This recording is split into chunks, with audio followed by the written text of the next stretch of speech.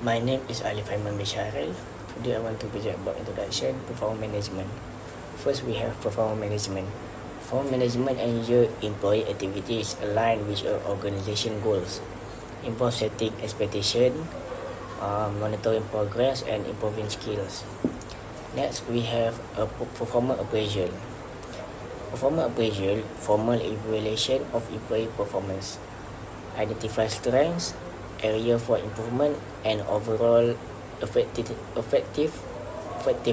through period reviews. Next, we have performance feedback. Performance feedback is communication of performance information. Provide positive feedback and constructive advice to help employees grow. In summary, performance management aligns activity with goal. Performance appraisal evaluates job performance, and performance feedback help improve performance. Thank you. Practice of performance management. Performance management is a prevalent practice, but often not valued or used effectively, and it will affect to the managers, employees. Firstly, many managers doesn't consider yearly performance evaluation useful. Next, effect for employees. Half of employees are surprised by their ratings, and most employees are unhappy because they expected a higher rating. So next, I will talk about the model of effective performance management process. So on this process, there are 6 steps. For step 1 is to define performance outcome for company, division and department. Step 2 is to develop employee goals, behavior and action to achieve outcome. Step 3 is to provide support and ongoing performance discussion. Step 4 is to evaluate performance. Step 5 is to identify improvement needed, and step 6 is to provide consequences for performance result. So next I will talk about the purposes of performance management. So the first purpose is improving employee performance. This is because performance management aims to enhance the performance of employees by providing constructive feedback, setting clear expectations and identifying areas for improvement. The next purpose is to identify deficiency and causes.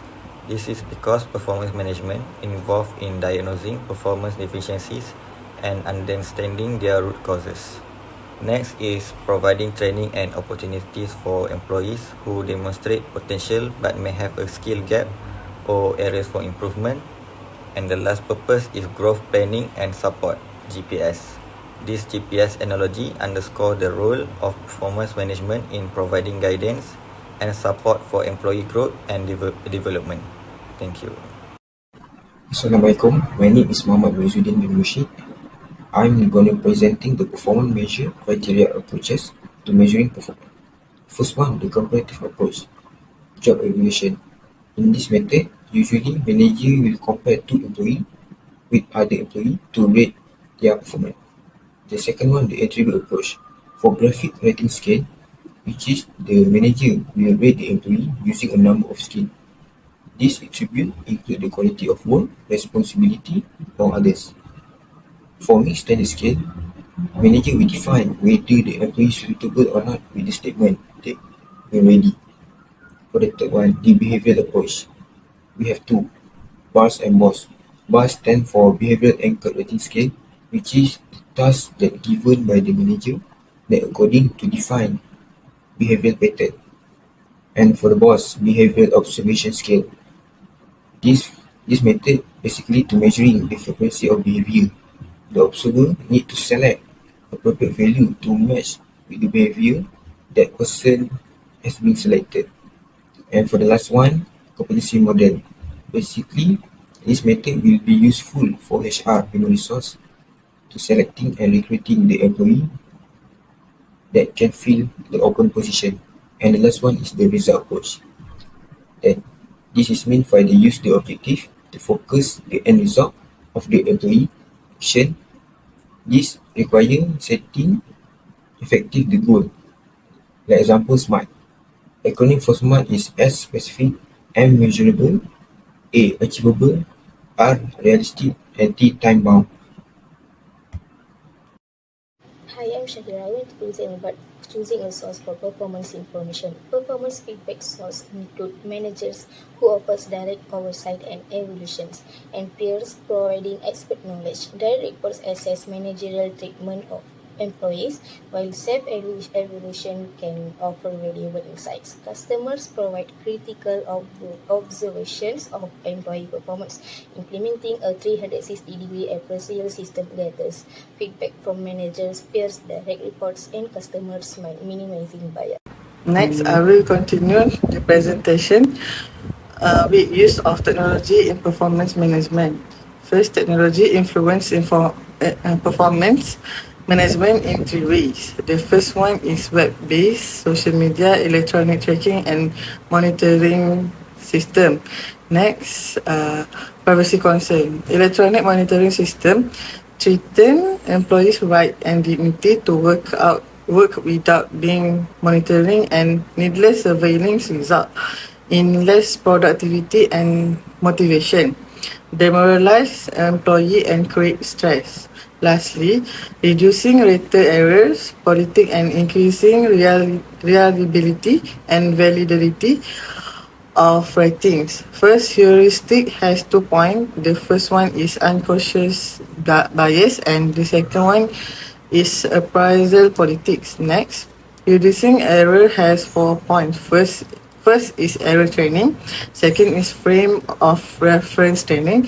Third is unconscious bias training. And the lastly, calibration meetings. Thank you. Assalamualaikum, my name is Muhammad Wazuddin bin Mushid. I will be presenting a performance feedback. The first one, feedback should be given frequently, not once a year, which means manager will know a problem that have been facing by employee. The second one, focus on solving problem. Manager or employee can learn some new skill to solving a problem. Number three, agree to specific goals and set a date to review progress. And lastly, focus feedback on behavior or result, not in the person, which means the employee need to give some advice or ways to improve their weakness or their behavior. Now I want to present about what managers can do to diagnose performance problems and manage employees' performance. First is diagnosing the causes of poor performance. Managers should assess if poor performance impacts the business, identify its cause, and discuss the issues directly with the employee. This approach ensures problems are addressed effectively and promptly. Second is actions for managing employees' performance. Consider both employees' ability and motivation. Solid performers have high ability and motivations and should be recognized and developed further. Thank you. Next, I will continue the presentation with developing and implementing a system that follows legal guidelines. There are two types of cases related to performance management. The first one is discrimination, and the second one is unjust dismissal. Thank you.